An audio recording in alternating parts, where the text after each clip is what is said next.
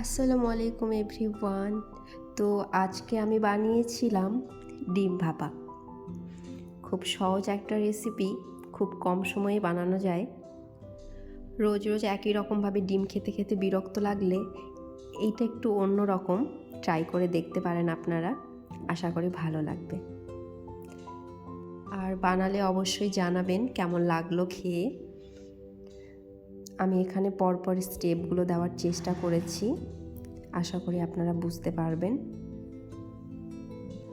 রান্না করার থেকেও কঠিন হলো সেই রান্নার ভিডিওতে ভয়েস ওভার দেওয়া, বিশেষ করে আমার জন্য।